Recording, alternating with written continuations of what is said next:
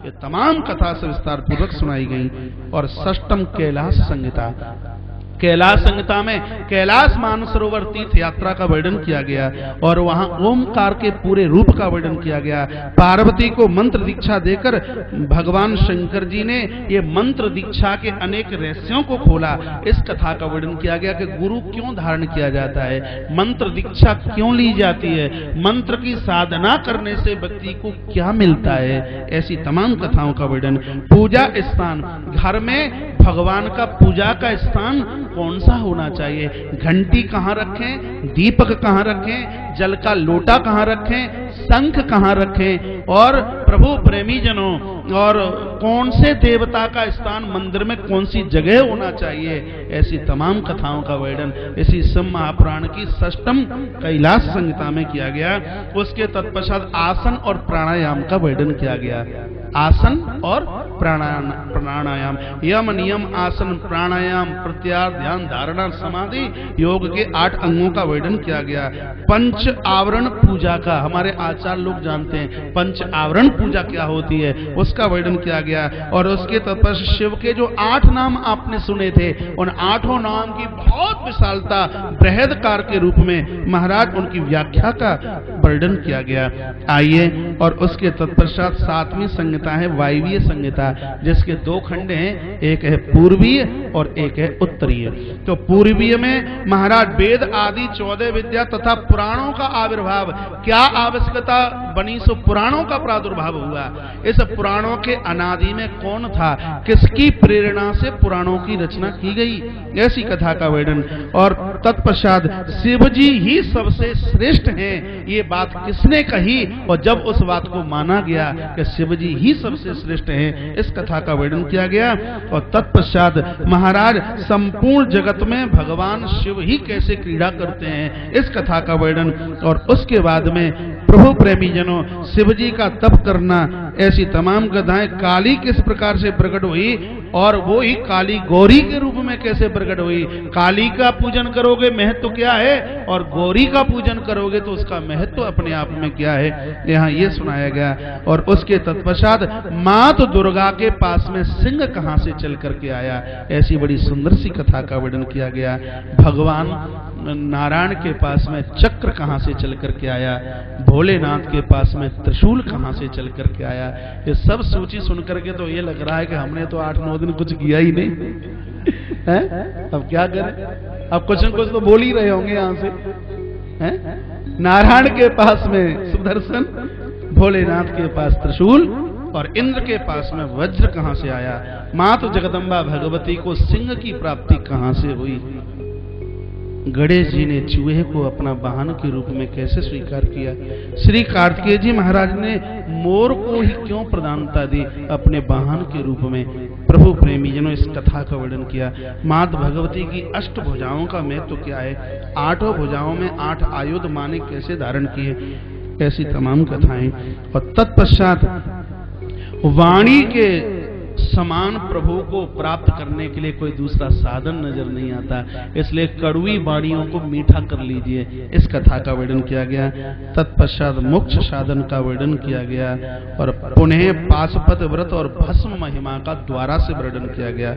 आइए अब है वायवीय संहिता का उत्तर भाग, प्रभु प्रेमी जनों, जिसमें भगवान श्री कृष्ण ने उपमन्यु को गुरु बनाकर योग के बारे में कैसे क्या सीखा।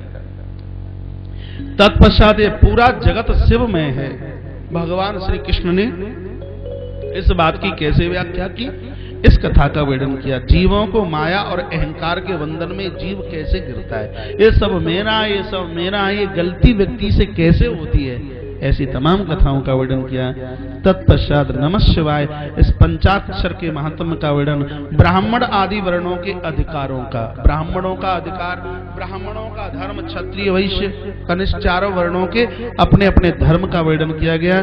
तत्पश्चात शिव दीक्षा और शिष्य के संस्कार किस प्रकार से हों, दीक्षा ये नहीं कि चलते फिरते चेला के कान में मंत्र दे करके गुरुजी चल पड़े, उसके पूरे संस्कार, उसका पूरा नियम किस प्रकार से दीक्षा से पहले एक दिन पहले क्या करना है, ऐसी तमाम कथाओं का वर्णन किया।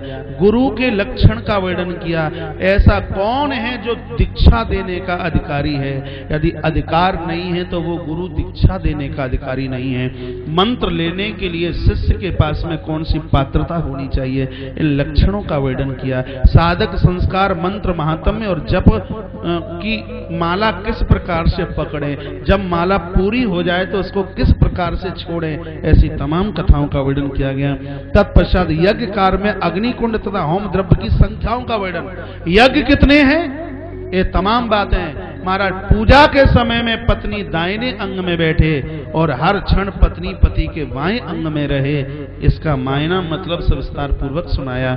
और उसके तत्पश्चात परिकर सहित लिंग पूजा प्रतिष्ठा विधान, जहां गणपति कहाँ हो, नंदी कहाँ हो, कार्तिकेय कहाँ हो, ऐसी तमाम कथाओं का वर्णन किया। और आइए और अब इस संहिता का अंतिम अध्याय जो 41वां अध्याय है, देव ऋषि नारद को भगवान विधाता ब्रह्मा ने कथा सुनाई और स्कंद सरोवर के बीच में महाराज प्रवेश करते हुए सीधे अपने ब्रह्मपुरी धाम के लिए प्रस्थान कर गए। बोलिए शंकर भगवान जय। भगवान शंकर ने नंदी के सामने कथा पूरी करी कि नहीं करी मुझे पता नहीं। नंदीश्वर ने कार्तिकेय के सामने कथा पूरी करी कि नहीं करी मुझे नहीं मालूम। कार्तिकेय जी ने संत कुमारों के सामने कथा पूरी करी कि नहीं करी मुझे नहीं पता। संत कुमारों ने व्यास जी के सामने चरित्र को पूरा किया कि नहीं मुझे मालूम नहीं। भगवान वेद व्यास जी ने सूत जी के सामने चरित्र को कहां छोड़ा, कहां पूरा किया, जानकारी नहीं है।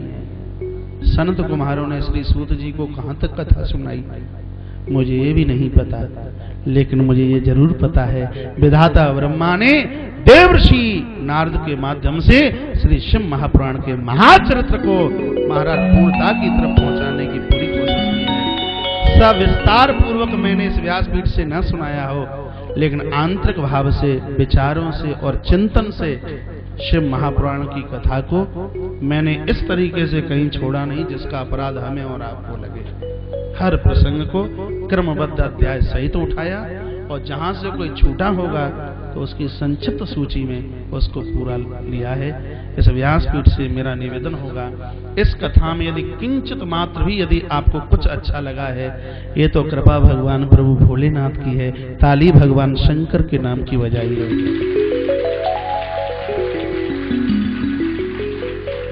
इस कथा में कहीं कोई अधूरापन है, इस अनुष्ठान में कहीं किसी भी प्रकार की कोई कमी रही, बैठने को गद्दा न मिला हो, खाने के लिए गरम गरम पकौड़े न मिल पाए हों, प्रसाद जैसा आप चाहते हो शायद वैसा न मिल पाया हो, प्रसाद लेने से डकार आ जाए तो प्रसाद के महत्व का खत्म हो जाता है, उसकी महत्वता खत्म हो जाती है। प्रसाद तो आधा कंठ में और आधा नीचे जाए वो प्रसाद है। सुनिए, यदि कहीं प्रसाद में कोई कमी रह गई, आगंतुक लोगों के सम्मान में यदि कोई कहीं किसी भी प्रकार की कमी रह गई, इस अनुष्ठान में किंचित मात्र भी यदि कुछ कमी रह गई है, वो पूरी की पूरी कमी हमारी है। हमारे तप, हमारे साधना में कोई कमी रही, आशीर्वाद दीजिए। द्वारा नगरी लुधियाना में आए तो अपनी साधन, तपस्या और प्रभु कृपा से अपनी कमियों को सुधार करके आए। आशीर्वाद आप हमें दीजिए। लग रहा है बहुत बढ़िया लग रहा है व्यासपीठ पर कहते हुए। सनातन सेवा समिति के पावन तत्वावधान में और ये कह करके यदि मैं ताली बजवा दूं तो अतिशयोक्ति नहीं होगी। मेरे एक नवीन वर्ष का आरंभ लुधियाना नगरी से, सनातन सेवा समिति से मेरे एक नए वर्ष का आरंभ होता है। पूरा साल मेरा ऐसी मस्ती के साथ निकलता है, इतनी बढ़िया तरह से निकलता है जिसके लिए मेरे पास में कोई जवाब नहीं है। 400 दूसरी कथा 402वां अनुष्ठान है मेरा, जिसमें 2 दिन के, 3 दिन के या 5-7 दिन के कोई प्रवचन नहीं है। इसमें सिर्फ व्यासपीठ पर बैठ करके जो कथा कही, चाहे भागवत जी की रही हो, गणेश पुराण की रही हो, विष्णु पुराण या स्कंद पुराण या श्रीमद् देवी भागवत या राम कथा, गीता का प्रवचन नहीं है 402 अनुष्ठान में। आज मुझे इतना अच्छा लग रहा है, इतना बढ़िया लग रहा है। सनातन सेवा समिति के पावन तत्वावधान में ये हमारा 402वां अनुष्ठान बड़ी विशालता के साथ में पूरा हो रहा है। मैं बहुत गदगद हूं, मैं बहुत उत्साहित हूं और प्रभु के चरणों में मैं कामना भी करता हूं, यदि इस कथा का किंचित मात्र भी पुण्य यदि मुझे इतना सा भी मिल रहा है तो उसकी मैं चाहत नहीं रखता।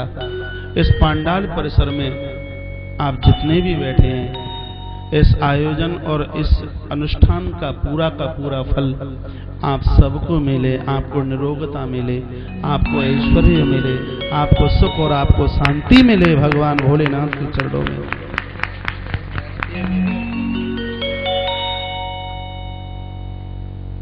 व्यासपीठ से मेरा निवेदन होगा, भाव से कथा सुनी है, कथा का फल निश्चित रूप से मिलेगा, बढ़िया तरह से मिलेगा।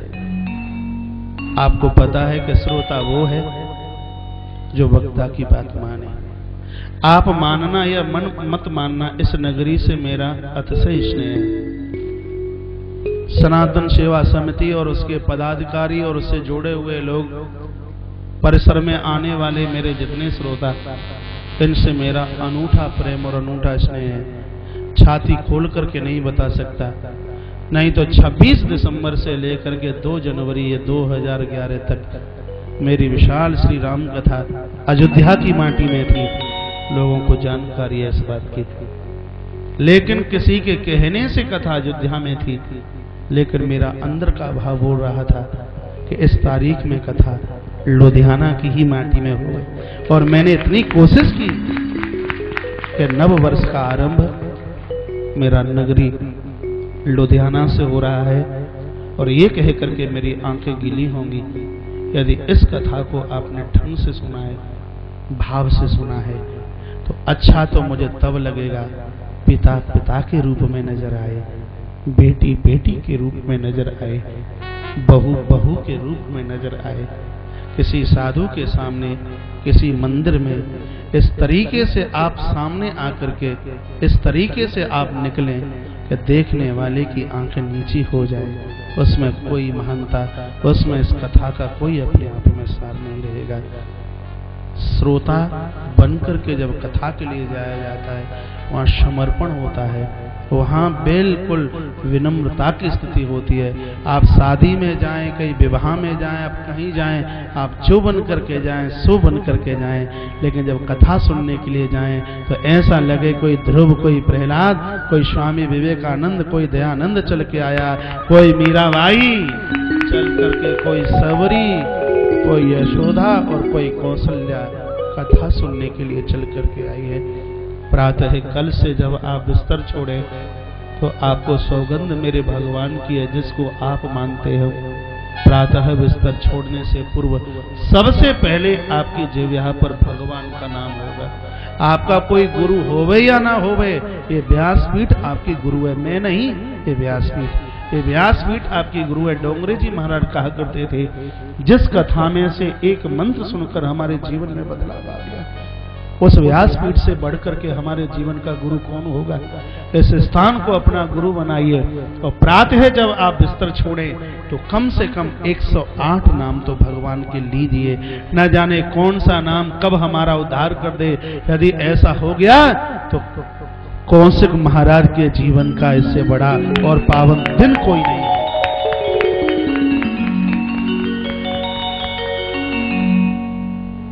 बहुत बढ़िया लग रहा है, मुझे बहुत अच्छा लग रहा है।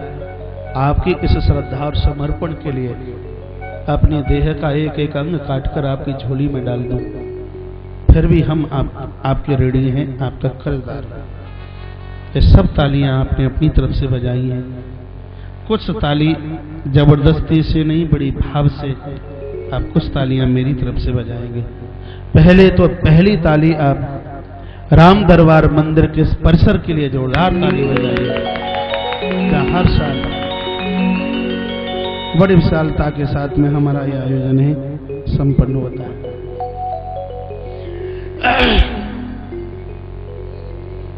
दूसरी बार ताली बजाइए आप और हिचकिचाना मत आप हमें नहीं मिलते यदि ये महान मूर्ति मेरे और आपके बीच में नहीं होती।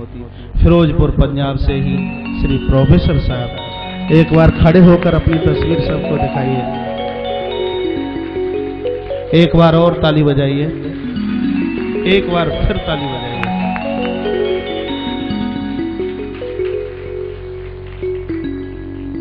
2002 की 18 फरवरी को शायद मैं पंजाब में प्रथम बार कथा करने के लिए आया। प्रोफेसर साहब प्रथम बार मुझे मिले। जब मिले तब अच्छा लगा और कथा सुनी। मैंने क्या कहा ये फिरोजपुर के लोग जान सकते हैं, मैं यहां से क्या बताऊं। पहली बार टेलीफोन मेरे पास में पहुंचा, चीका में कथा कर रहा था मैं। चीका में मैं पहली बार आया। उस समय प्रोफेसर साहब बोले कि समय नहीं हुए, फिर भी आप 2 मिनट के लिए जरूर आना। दूसरे दिन से मेरा अगला कहीं प्रोग्राम था। आश्रम का एक बालक दीवार से ऊपर नीचे गिर गया था, तत्काल टेलीफोन भी आया। मैं प्रोफेसर साहब के यहाँ पहुंचा। डॉक्टर साहब दीपक गुप्ता जी से मुलाकात हुई। बहुत अच्छा लगा, बहुत बढ़िया लगा, बहुत अंदर से आविर्भूत हुआ। और तब कहीं मेरे मन में बात आई कि लुधियाना में भी कथा होनी चाहिए। कथा की कोई बात नहीं चली थी तब, जब मैं इनके हॉस्पिटल से जब जा रहा था।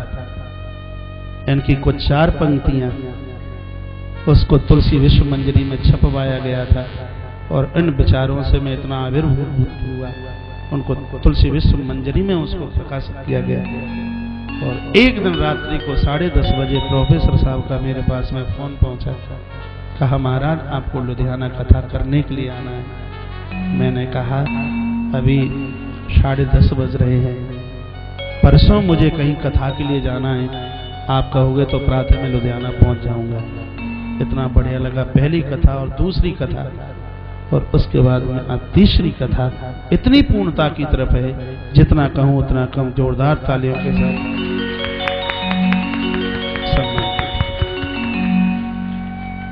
आज से 2-3 साल वर्ष पहले हमारी कथा के पहली बार यहां परीक्षित बने और ये कहने में मैं बहुत उत्साहित हूं, कहीं मेरी कमजोरी नहीं होगी।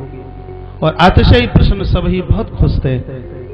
श्री केशव जी गर्ग और माता उषा देवी गर्ग, जोरदार ताली। बहुत सुंदर परिवार, बहुत श्रेष्ठ परिवार। वृंदावन गौशाला के लिए भी जिनका बहुत बड़ा योगदान रहा और श्रीधाम वृंदावन में जब फरवरी में आयोजन हुआ उसमें भी बहुत जिनका योगदान। तो जोरदार तालियों के साथ में उनका मान कीजिए। इस महासमिति के मैं एक विराट प्रधान कह दूं तो कोई अतिशयोक्ति नहीं होगी। पढ़ा लिखा आदमी और इस प्रकार से समर्पित होवे, लोगों को बताता हूं लोग आश्चर्य करते हैं। यूं तो विद्या परमात्मा सबको देता है। विद्या आने के बाद विनम्रता आए, दौलत आने के बाद में झुकाव आए, योग्यता आने के बाद में यदि समर्पण आए तो लुधियाना नगरी में गुप्ता हॉस्पिटल के अधिष्ठाता कभी डॉक्टर दीपक गुप्ता जी से आप सीख लेना। जोरदार तालियों के साथ में उनका मान, उनका सम्मान। बहन संजू गुप्ता जिन्होंने मेरी दाहिनी कलाई पर एक भाई की राखी बांधी है। ये मेरी आंखें गीली होती हैं। जहां जिस खानदान में मेरा जन्म हुआ वहां भी मेरे पास में एक बहन है, लेकिन वो भगनी छूटी। सच्चे भाव से, हृदय से जो एक बहन और भाई का समर्पण होता है, और वही समर्पण मेरा है भगनी संजू गुप्ता का। जोरदार तालियों के साथ मान सम्मान किया। और इस महाछवि का मैं ऋणी हूं और ये नाम लेकर के मेरा हृदय भराया है। मेरी आंखें गिरी हैं। 1108 श्रीमद् भागवत का दर्शन तो बहुत, शोपन में सोचना भी एक मुश्किल जैसी बात लगती है। बड़ी श्रद्धा और बड़े समर्पण के साथ, जैसा उनका समर्पण और उसके हिसाब से मैं जानता हूं उनकी व्यवस्था श्री वृंदावन में नहीं रही। उनके रिश्तेदार जनों की, उनके जो भी अपने गए, आयोजन इतना बड़ा था कि 30-40 हजार लोगों को संभालना ही बहुत मुश्किल हो रहा था। लेकिन ये आदमी जब तक जिंदा रहेगा, भैया रवि बाबू और नीलम माता, हम तुम्हारे कई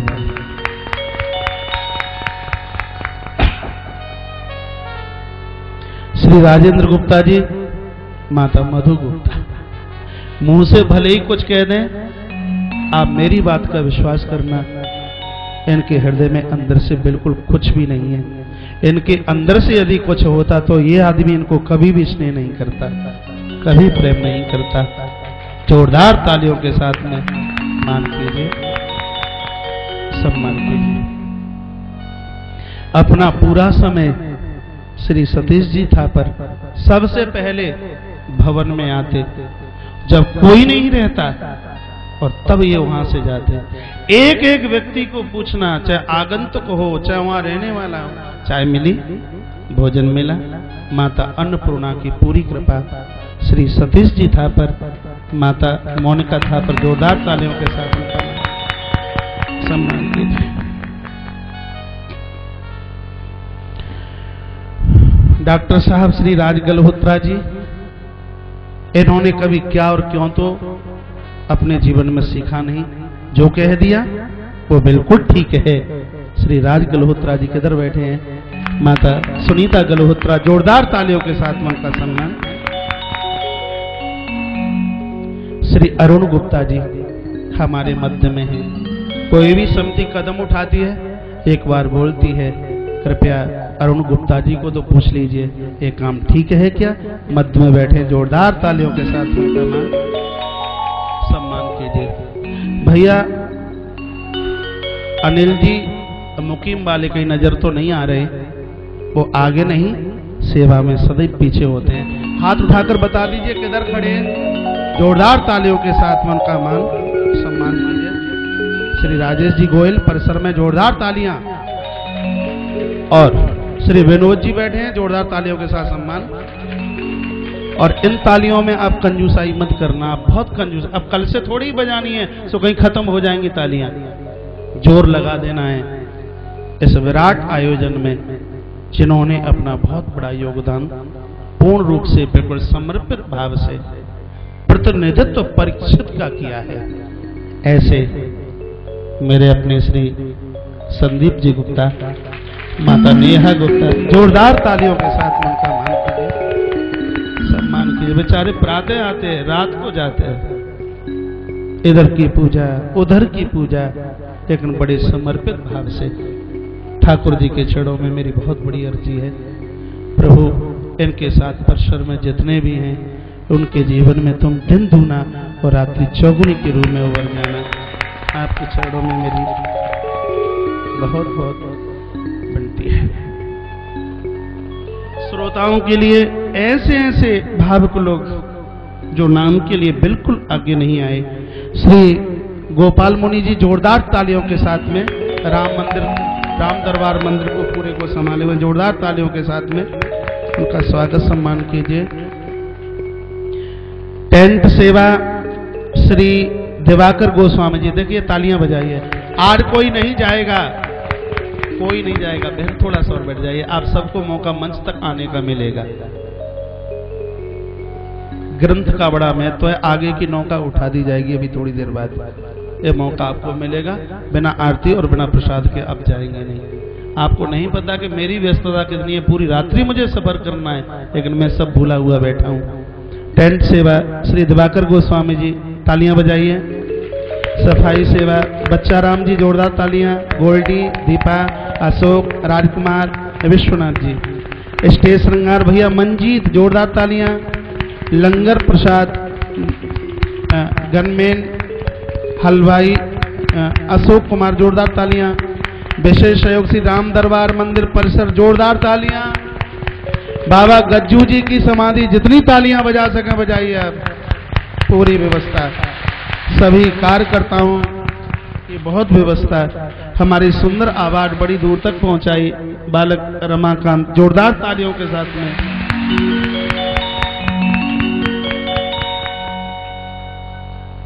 इतनी सुंदर जिन्होंने रिकॉर्डिंग की है।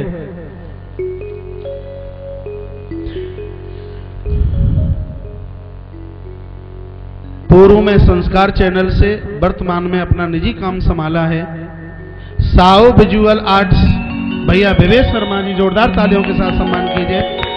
कैमरे पर भैया ज्ञानी जी, जोरदार तालियां। गौरव वशिष्ठ, नीरज भारद्वाज, हरिराम जी शर्मा, पूरी लुधियाना नगरी और सनातन सेवा समिति की तरफ से उनका बहुत मान है, उनका बहुत सम्मान है।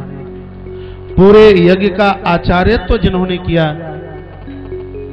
विश्व जागरण मानव सेवा संघ चैरिटेबल ट्रस्ट के प्रमुख सचिव और इस पूरे यज्ञ के यज्ञाचार्य के रूप में श्री रामदेव शास्त्री जी, जोरदार तालियों के साथ। बगल में बहुत भोले से, बहुत सीधे से, कहा जाता है कि विद्वानों में विनम्रता ये प्रभु की बहुत बड़ी दी हुई एक गिफ्ट होती है, इनाम होता है। श्री जय प्रकाश जी शास्त्री, जोरदार तालियों के साथ उनका सम्मान कीजिए। बगल में बालक सुखेंद्र शास्त्री, जोरदार तालियां। बिल्कुल बगल में शास्त्री जी के पूरे सहयोगी श्री श्याम शास्त्री जी, जोरदार तालियों के साथ। बालक विनीत, जोरदार तालियां। विक्रम पांडे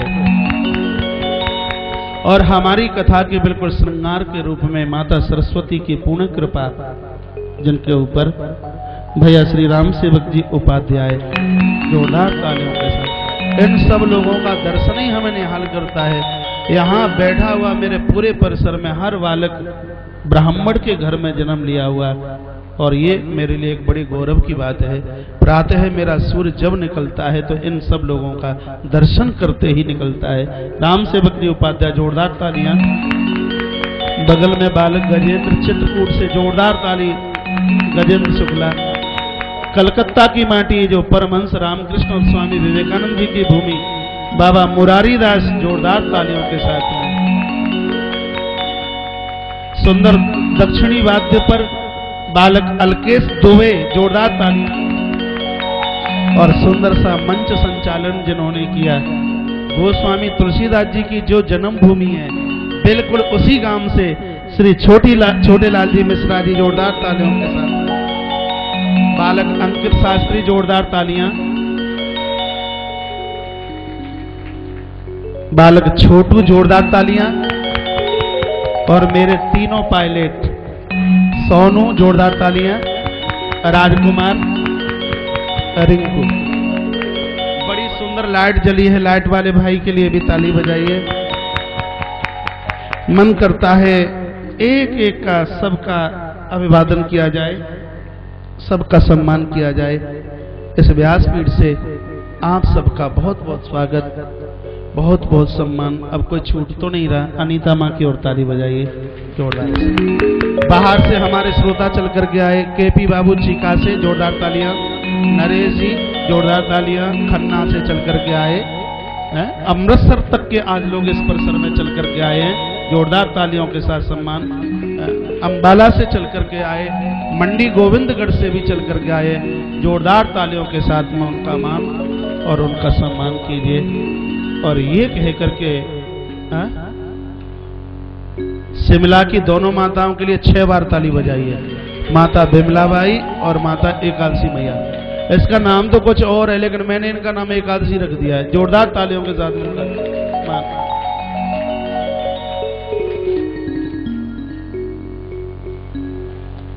अच्छा, हमारा आनंद और छूट गया है, जोरदार तालियां वाले। इधर और ये कह करके मेरी आंखें गीली होगी, मेरा निवेदन होगा, जाने और अनजाने में किसी भी प्रकार से यदि हमसे किसी भी प्रकार की यदि कोई भूल हुई हो, व्यासपीठ से मैं कोई औपचारिकता पूरी नहीं कर रहा। ये मेरी अर्जी और ये मेरी प्रार्थना और ये मेरी विनम्रता के साथ में मेरा समर्पण भी होगा पांडाल परिसर से जब आप बाहर निकल करके जाए तो कोई ये नहीं कहेगा कि श्री विनोद जी खड़े हो गए। अच्छा, कोई ये नहीं कहेगा कि कौशिक महाराज ने हमें कोई ऐसी बात कही जिसके द्वारा आपके हृदय को कोई गिलानी पहुंचे। तो उस सब के लिए आप सबके बीच में मैं क्षमा याचना और क्षमा प्रार्थना का मैं अधिकारी। एक बार मेरे साथ बोलिए, ओम त्र्यंबकम जजामहे। एक बार प्रोफेसर साहब पहले श्री बालकृष्ण जी की ताली बजाइए जोर से। अब बोलिए, ओम त्र्यंबकम जजामहे। प्रवीण भैया की ओर बजाइए। इनकी बेटिया पिछले बार जानकी बनी थी, इनका नाम तो भुला ही नहीं पाता। चंडीगढ़ से आपने 2 महीने पहले मुझे फोन भी किया था, मुझे ध्यान है। बोलिए, ओम त्र्यंबकम जजामहे सुगंधिम पुष्टिवर्धनम उर्वारुकमिव बंधनात् मृत्योर्मुक्षीयमामृतात् अशतो मा सद्गमयि तमसो मा ज्योतिर्गमयि मृत्युर्मा अमृतगमय। मेरे बहुत नजदीक मेरे अपने श्री राधे श्याम जी शर्मा मेरी पूरी कथा राजस्थान की माटी से, शायद डॉक्टर साहब आप इनके घर भी गए हैं, दोनों हाथ उठाकर तालियों के साथ सम्मान कीजिए। बोलिए, ओम हरये नमः, ओम हरये नमः, ओम हरये नमः। ओम शांति शांति शांति सर्व